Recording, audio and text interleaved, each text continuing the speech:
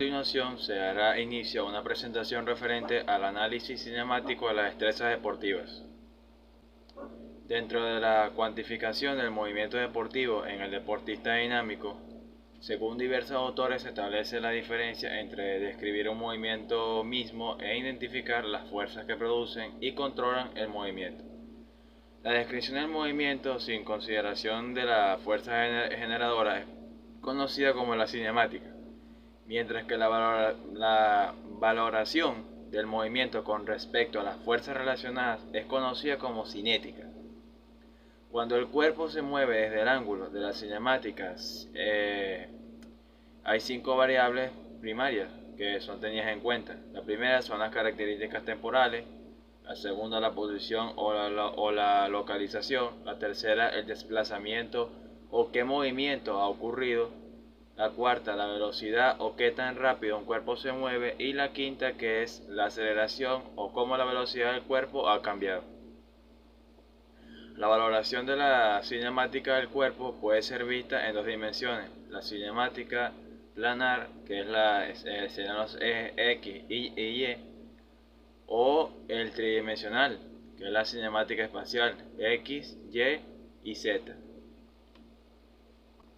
La descripción del movimiento es un primer paso muy importante en concebir el movimiento humano, pero está limitada a describir la geometría espacial del movimiento sin investigar las fuerzas que generan estos resultados, debido a que la fuerza es el agente causal en el movimiento.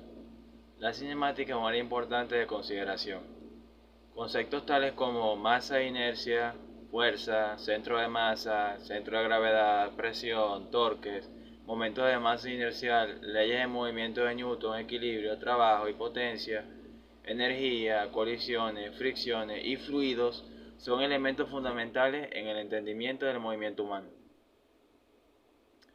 La medición y análisis cuantificado del movimiento deportivo es el proceso de asignar números y magnitud a las diferentes variables cinemáticas y cinéticas del gesto deportivo, del objeto del análisis.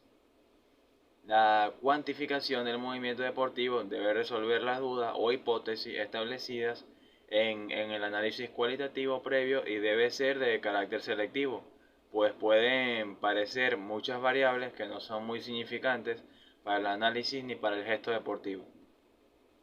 Uno de los modelos de análisis biomecánicos es el modelo de análisis biomecánico integral para deportistas de rendimiento y talentos especiales, que se sustenta en dos acercamientos científicos que integralmente se deben interpretar: el deportista morfológico y el deportista dinámico, cuyos conceptos y metodologías se integran e interrelacionan para determinar el tipo de rendimiento deportivo en el deporte, objeto de análisis.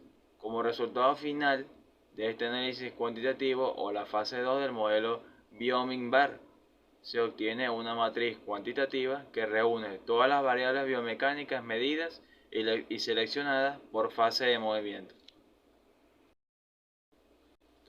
En el siguiente ejemplo gráfico se observa cómo se determinaron las fases o pasos de un gesto deportivo, específicamente el gesto deportivo Heiko Dachi Oizuki, que es un golpe de puño avanzando, partiendo de la posición inicial Heiko Dachi Shudan Yokuke, que es una defensa media. En cada una de estas fases se determinan lo que son las variables del deportista dinámico, es decir, cada una de estas fases se analizan de manera individual, y ahí es donde se determinan las diferentes variables. En este otro ejemplo gráfico se observan las fases de ejecución de otro gesto deportivo del Karate-Do, como lo es la Shudan Oigeri, que es una patada frontal avanzando a la parte media, partiendo de la posición inicial Miyeka Maite, que viene a ser una guardia derecha.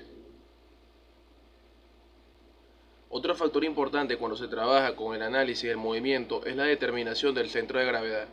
A continuación se observan dos ejemplos en los que se determinó el centro de gravedad en dos gestos deportivos del Karate-Do. Primero se tiene el gesto deportivo del Shudan Yakosuki y el segundo gesto deportivo es la Yodan Yokogeri.